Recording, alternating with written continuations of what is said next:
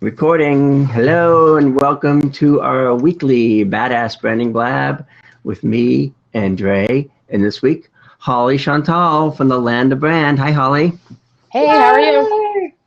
So we got pretty much both coasts represented. If anybody else wants to check in from another corner of the country or world, feel free.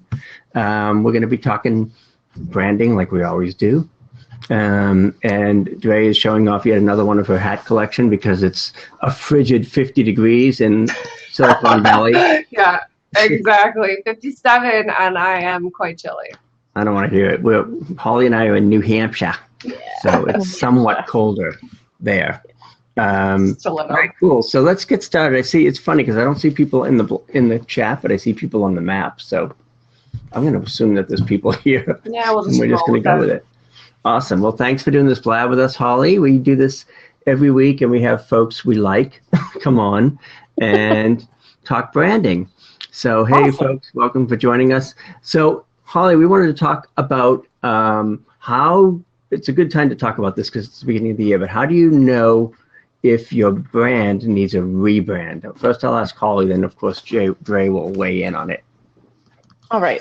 Yeah, I mean, the beginning of the year is probably the best time to start deciding what you're going to do with your brand this year. So yeah, I mean, how do you know? I mean, thinking about the New Year's resolutions and the goals that you're setting this year, and then taking a look at your website, your content, your marketing, and just making sure that it's all in alignment with where you're headed versus where you were last year, or in some cases, especially with the brand shamers, maybe 2 or 3 years ago. So that's probably like the number one way to start assessing and making sure that you're headed in the right direction. Yeah, and I asked Dre this, and she's pretty straightforward, but Holly and I are a little more, subtle. Polished? But no, just less rub around the edges. So Holly or Dre, you go to somebody's website and it's a horror show. How do you kind of broach that topic and say, you're not doing yourself any favors? Depends on if they're asking me. Yeah. No, I don't usually go to the website and be like, your website sucks. Yeah. I don't know. That's the thing. If they don't ask and it's really that awful, I don't drop the bomb on them. But my thing is, if you ask the question, you better be ready for the answer. So I don't pull any punches and I don't sugarcoat. If you really want to know what I think about your website from a branding standpoint and from a user standpoint, I'm going to give it to you straight. And I think that's, any expertise you have in any field, isn't that, you're doing anybody a disservice if you're just going to blow smoke. Our ego is not going to be fed very well just, off one compliment while, 1,500 people visit your website, cringe, and leave immediately. So right. Yeah, that's like when somebody has a video, I'm like, you know what? The first 3 seconds were great, but the rest of it was a disaster. So... Yeah. So that's right. Holly's done, right? Holly's done a lot of my branding. She did my websites, and I knew it was time, that when I decided, like, okay, I need a rebrand. It's like when you move from, all right, I'm just going to do this video stuff to, okay, you are the brand. That's what, when I went to Holly and said, okay, apparently I'm the brand. So put me on the website. And by the way, throw my dog Rocco in there as well. So how about other folks? Have you had cases where it's just been really obvious that somebody's brand didn't align with their website and they had to go back to the drawing board? Holly? I think that happens all the time. Oh. Yeah, Holly, talk to me about how often you see that. I would say 90% of websites are not in alignment with the brand. I was having a conversation with someone yesterday, and they were talking about they'd written a book a few years ago, and the title had something to do with creating profit from your message, but she doesn't want to do business coaching. And she's like, I'm attracting all of these people that just want me to help me build their business, and that's not what this is about. I'm like, but the title says that they're going to make money. Yeah. Who do you think you're going to attract? It's funny how you can be so close to something that you don't realize that the message you're putting out there on your website or really any other marketing is not what you're intending. Yes. That's the trick. And correct me if I'm wrong, Holly, but I think a lot of people have just so many misconceptions about branding, that it's about making shit look pretty and making, on the design end of it. And I think that's exactly where people drop the ball, is that branding doesn't start with the design. It doesn't start with any graphics. It doesn't start at your computer, whether, you're brick and mortar or online. It doesn't start there. And I think that's the problem. And that's where us branding experts really need to start educating people that they have to know the brand inside and out to get to, that making it pretty shit. Like that's just not where, what was that? Absolutely. That's, most people that are coming to us for a logo or website design, and we have to start back with the messaging and who we're trying to talk to and who are you. That's like, I'd say that's number one mistake. Number two mistake is thinking that your brand is like a one and done thing. Like you do it and that's it. I'm branded. Now I can go, business, but it's not. It's something you have to change all the time. Or not change all the time, but it grows with you. Right. Evolve. Absolutely. And it's the same thing with, because Holly, I've sent folks to you. When people come to me and they say, I want to do a video, and I look at their stuff and I'm like, you don't really have a brand yet. Your videos are just going to be these one-off pieces that aren't going to fit into the bigger picture unless you get your brand act together first. So that's how I know most of the time. I'll look at somebody's website and I'll just say, they're not there yet. So right. Yeah, because when you're doing video, having that key message is so important, and knowing what the brand is and what the what you're going to be talking about in the video and how it all ties together. And Lou, you're good not just with the production of video, but the strategizing in what you should be doing videos about and how you engage people. And that's all, again, tied back to your brand. Yep. So how do you tell us about, I know, and Dre can weigh in on this too, but what's your process when folks come to you for, sort of assessing their brand and seeing which direction they should go in? So first we assess, what, like I said at the beginning, like what are your goals? What do you want to accomplish this year? Who are you attracting now? Who do you want to attract? And then we kind of look at what they currently have and I can assess, why they're attracting those people or what needs to change in order to start, being able to position themselves in a new market or positioning themselves for a higher level client, whatever their goal is that year.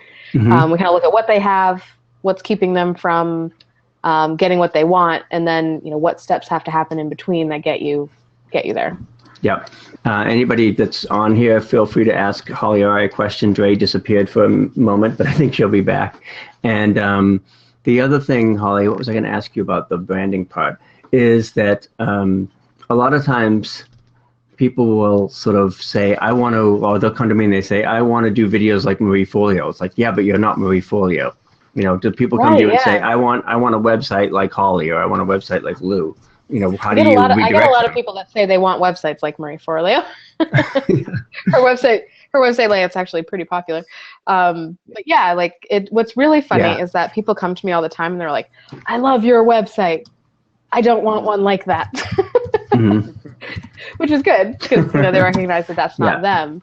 But yeah, sometimes we see these other entrepreneurs that we're comparing ourselves to, and we think that we need that in order to be successful. And really, your brand message, as well as the visual design, is an expression of you and who you are. So you have to get to that first, because that kind of look and feel might just ring hollow if it's not really who you are.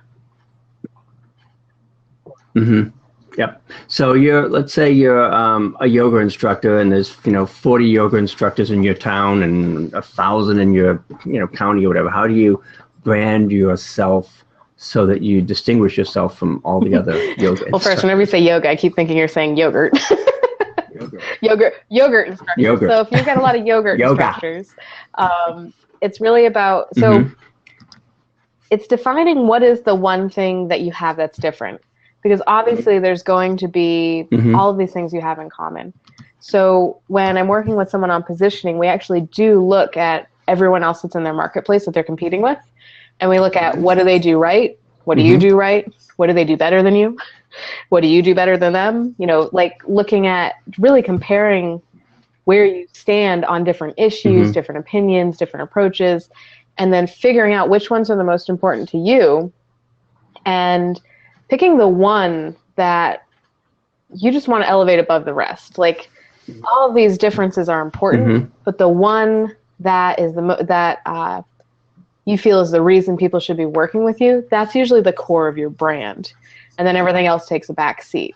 Yeah. So for yoga, it could be cool. Prenatal, like that. Maybe that's how you're going to differentiate yourself. And even if you have like 3 prenatal instructors, maybe it's that you do prenatal yoga, but you also, you use this particular approach that's better than, that you feel is better than the other one in your industry. Yep. Sorry, thank you. Yeah, and so a lot of that boils back down to the, the quote unquote elevator pitch. It's like, look, if you've got just a couple minutes to distinguish yourself, you better make sure that you have something that's distinguishing, a distinguishing factor. So awesome. Well, we lost our co-host Dre, but perhaps she'll be back. In the meantime, I know, Holly, whenever you need to bounce off, just let me know and we'll take care of that. But in the meantime, I'm just going to keep going. Anybody in the chat have any questions for Holly on branding and how do you know it's time for a rebrand? Is there a sort of specific thing, like, you and I, we did my website a couple of years ago, I guess. How do you know? Is it just sort of a general time, like, okay, you should have an oil check every 3,000 miles and you should change your website every 3 years? I don't think there's like a tried and true formula for this, but what I have found with my own business and people that I've worked with is you want to assess your brand at least once a year. Usually what I do is I kind of close up shop in December and look at the year behind and the year ahead and figure out what's in alignment or out of alignment and making small tweaks. Maybe it's updating some copy or updating, my editorial calendar. This is what I'm going to write about the first year. It's going to change how people are perceiving me. So it might just be those things. And then usually about every 2 years is when we end up doing an overhaul. And that doesn't necessarily mean we're changing our message or changing our logo or anything, but we usually update the website because by then your website's looking outdated if it's been around for, usually 2 or 3 years. Trends change so quickly. Awesome. Well, Deb, who I actually spoke with earlier today, who does writing, which is part of branding, writing for folks, she asked how much of your personality should be reflected how much in your of it? brand. Like 100% of it. That's a tough one. Yeah. Yeah. But I mean, I think a lot of people think, like, for video, for instance, you need to be animated and outgoing. And it's like, but if that's not you, that's not you, right? You can still be like the mellow video guy or the, So, I think it's, if anything, you probably have to, like, when it comes to the website, you probably have to go a little overboard and kind of exaggerate or amplify. Yeah, kind of like, same thing with video. If you, usually you have to be like 110% of yourself in order to come across as not being like really boring or slow. And with your website, it's the same thing. You need to really be focused on what type of feeling, what type of experience you want people to have when they come to your site. And that's where you really bring the personality. Those kinds of things drive the colors, what kind of imagery you're using. If you're going to use stock photos or cartoons or like high-end photography, like all of these aspects of your visual brand create a feeling. And then words. Your voice needs to come through in what you're saying, how you're saying it, how in like what words you're using, as well as how is in what format you're using. All of those things tie back. Yeah, that's Deb's thing too when you're writing. The language, languaging. And I think it's funny, somebody was talking about Photoshop and pictures that you use, and then you see somebody in person, like, oh my God, that they must be using a picture that's 20 years old because they don't look anything like that. Dre says you should share and infuse as much as you're comfortable. The more you can share, the more you'll stand out for being so individual. And if you it's like, that's the thing. I have like a crazy obsession with pug dogs, and as soon as I see somebody that likes pugs online, I feel an instant That's why we put it on your website. I remember we had like a Jack Russell or something, and I was like, oh no, that has to be Rocco. It's gotta be Rocco. So who just, by the way, it's so funny. He's all mellow and everything. Then the minute I get on a Blab, he's like, oh, what's he doing over there sniffing near the corner? Uh-oh. So anyway, Dev has one other question before you bounce off here. Can you share how you help people get in touch with those things when they're starting out, like defining how to express their personality, how to find their voice, how to find their colors, palette? Actually, I have a whole course on this because we do it so much. Yeah, you do. So where you start is by figuring out who you are, because oftentimes when we think of ourselves, we're so close to ourselves that we don't really pay attention to how differently we behave with different people in our lives. So in one of my courses, what I have people do is actually we inventory the personality traits that come out when they're with different people. So when you're with your parents versus when you're with your kids versus when you're with a client, you behave differently. You behave differently if you are talking to a stranger versus talking to someone that you've known really well. Doing quote calls with, someone that you've never met versus after you've been working with them for 3 or 4 weeks. It's a completely different person that they're going to see.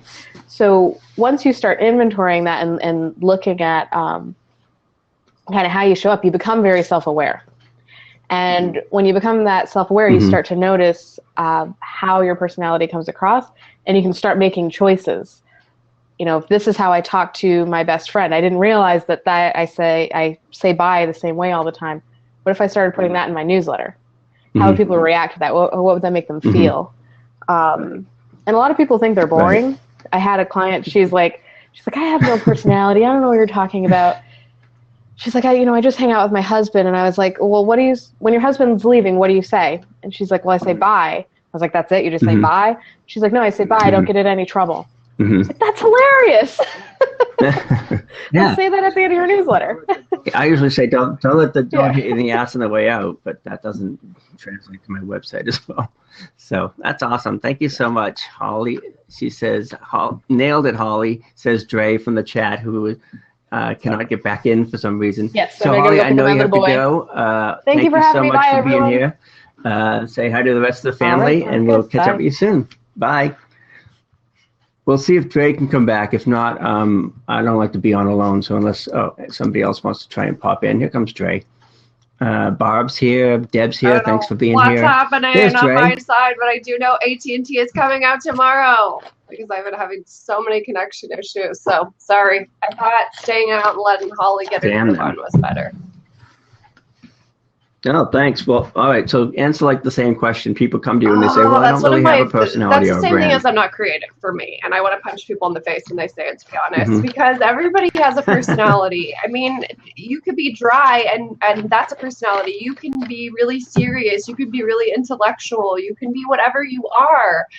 Along the same lines as Holly, what worked for me was really 2 things. Really realizing how, like she said, I talk to my friends and how I talk to people I'm really comfortable with, opposed to that forced disconnect that we do when we start writing as bloggers, and you think that you have to be really formal and professional and you have all these restrictions you put on yourself. Second thing I did, and again, you have to find the right people to do this, but ask your friends and family to do an impression of you. It is the best thing ever. And they'll do it where it's really exaggerated. I mean, my friends had me cracking up, right? They're all like, just every other word was a curse word. They're spilling their wine glass all over. They're talking like a valley girl. They did everything, but it's like, it will help you in a very lighthearted, funny way to find your groove and to figure out how you really are in a natural setting. And that's really the magic of finding your voice and being yourself online. It's a hell of a lot easier. It's less work to write and to make videos and all this other stuff. And that will happen slowly. I mean, it took me 2 years. I don't know about you. I know it was hard for you too. It took me 2 years to really get to a place where there's no shame in my game and I'm ready to be me. But it was really hard at the beginning. So what about you? But that's the thing. No, I mean, like when you started doing all the badass stuff, I'm like, okay, well, that's Dre. That's the person I met in person, and I don't know what you were doing before, but I mean, obviously, like the badass stuff when you just kind of let it loose. And I thought you were from like, I couldn't tell if you were from New Jersey or what, because I'm like, you know, this chick has attitude. So now that I see that in your brand and in the stuff that you put out, it's, you know, obviously working. So for me, it took a really long time because I'm kind of an introvert and I don't like people. No, yeah. I like a few people.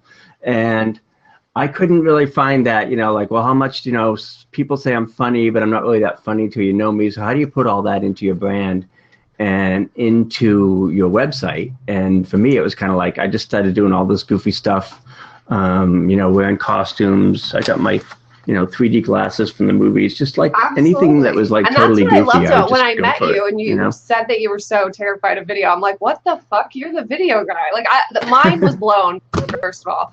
But then I loved that you said that all your beginning videos were, you know, characters because you were really nervous about being you. And I thought, like, I resonated with that. And that's why I was like, okay, well, it would probably be better for me to come out as like the drunk, boozy, trash mouth girl, like too far out, because that could be my character and make me feel more secure in who I was.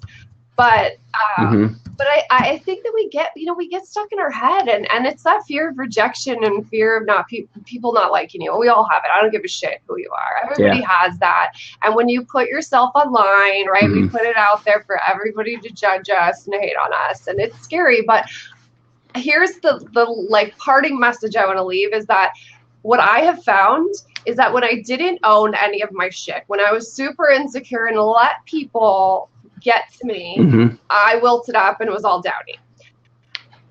As soon as I started owning shit, like I'm not a writer, I do not want to hate on me for my writing or any of that other shit. Like, like owning it took the power away from haters, basically. Like, if you are very secure in who you are and very comfortable, and like I said, you have no shame in your game and you own what you do, mistakes and all, what does anyone need to do? Repeat what you just repeated?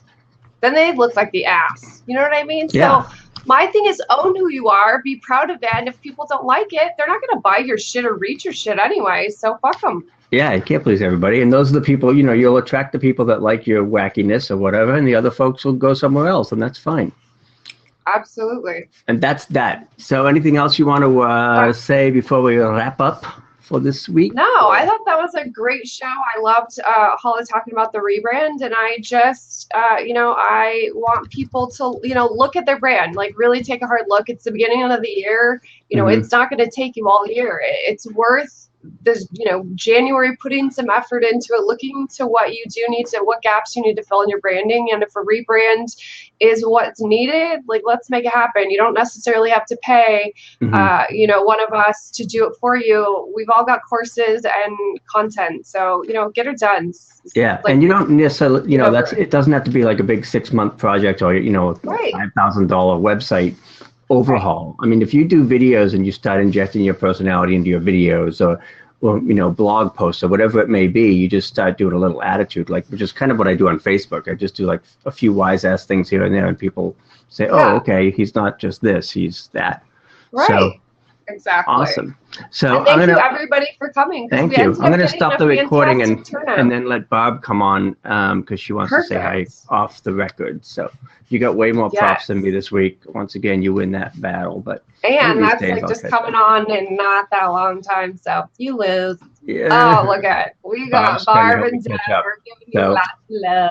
All right, let me stop the recording and we'll have Barb pop in. All right, we'll see you guys. So, all right, you want to be off the record? Okay, we'll go off the record. Hold on, pause.